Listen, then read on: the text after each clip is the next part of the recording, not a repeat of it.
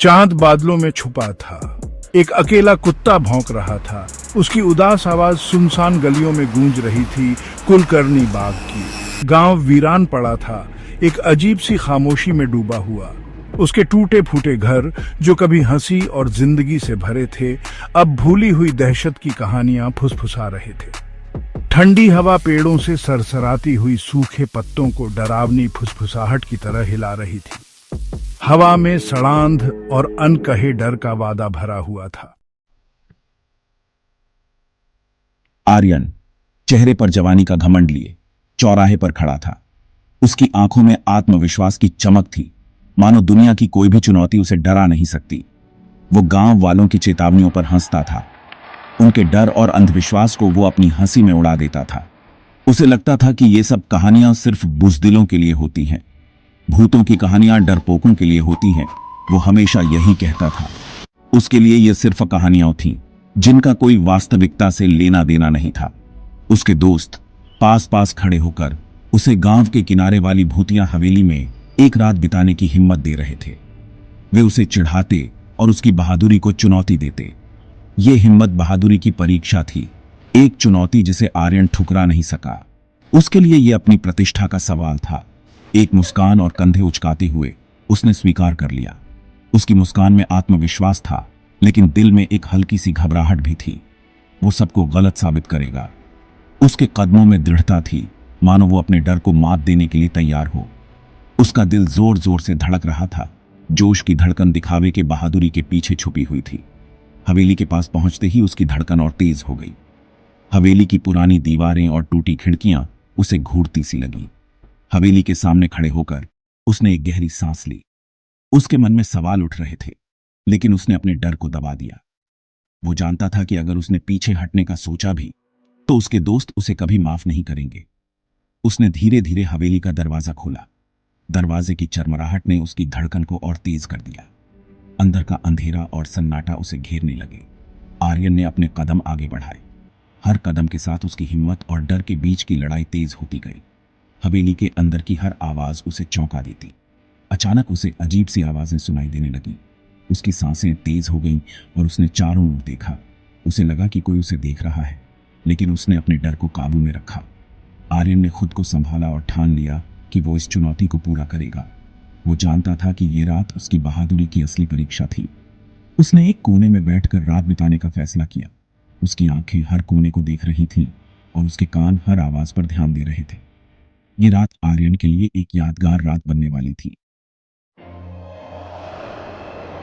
हवेली उसके सामने खड़ी थी, तूफानी आसमान के सामने एक कंकाल जैसी परछाई। जंग लगे लोहे के दरवाजे कराहते हुए खुले, जैसे अंदर के खौफ को दिखाने से हिचकिचा रहे हों। मकड़ी के जालों से ढके फर्नीचर पर धूल की मोटी परत जमी थी, जो सालों से वीरानी का सबूत दे रही थी। अंदर की हवा बांसी और ठंडी थी, अनदेखी निगाहों के बोझ से भारी। एक टिमटिमाता हुआ लालटेन दीवारों पर लंबी नाचती हुई परछाई डाल रहा था, अंधेरे में राज फुसफुसा रहा था।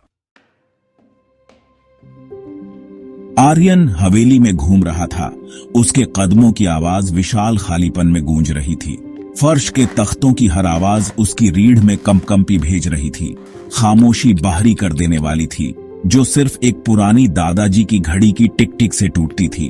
उसे एक मौजूदगी महसूस हुई, अनदेखी लेकिन स्पष्ट, उसकी हरकत पर नजर रखे हुए। उसकी गर्दन के पीछे के बाल खड़े हो गए, बेचैनी से झुनझुनी हुई। वो एक कमरे में ठोकर मारकर पहुंचा, जिसकी दीवारों पर अजीबोगरीब निशान बने हुए थे। उसके सीने में दहशत उमड़ पड़ी, अपनी पकड़ मजबूत कर रही थी। उसका खून जम गया जब उसने खून जैसे लाल रंग से लिखा एक संदेश देखा, जब तक जा सकते हो चले जाओ। जी मिचलाने की एक लहर उस पर छा गई। उसका शुरुआती आत्मविश्वास पुराने प्लास्टर की तरह टूट गया। हवा भारी हो गई। उसे आने वाले कयामत के एहसास से घुटन होने लगी।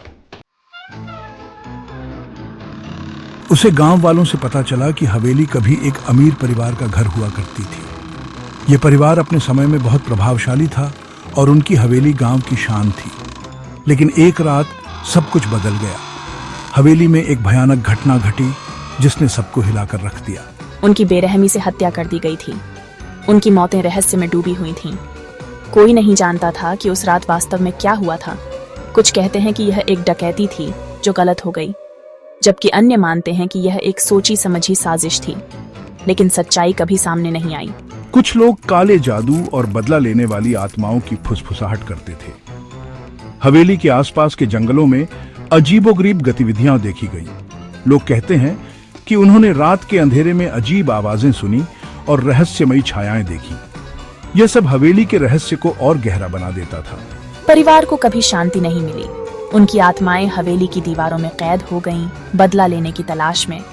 हवेली के अंदर जाने वाले लोग अक्सर अजीब घटनाओं का सामना करते थे। कुछ ने कहा कि उन्होंने दीवारों के अंदर से फुसफुसाहट सुनी, जबकि अन्य ने दावा किया कि उन्होंने भूतियां आकृतियां देखीं। फुसफुसाहट एक श्राप के बारे में बताती थी, एक बुरी शक्ति जो हवेली में भटकती थी, घुसपैठियों को पागल कर देती थी। यह श्राप हवेली के हर कोने में महसूस किया जा सकता था। जो भी व्यक्ति हवेली के अंदर गया वह कभी भी वैसा नहीं रहा जैसा वह पहले था। हवेली की कहानियां पीढ़ी दर पीढ़ी चलती रहीं और आज भी लोग उस जगह से दूर रहने की कोशिश करते हैं। आर्यन की सांस उसके गले में अटक गई। उसे भागना था, इस शापित जगह से दूर भागना था। दहशत ने उसके कदमों को तेज कर दिया। वो गलियारों से भागता रहा, उसका दिल पसलियों से टकरा रहा था। हर परछाई उसे पकड़ने के लिए पहुंचती हुई लग रही थी। हर फुसफुसाहट एक धमकी थी।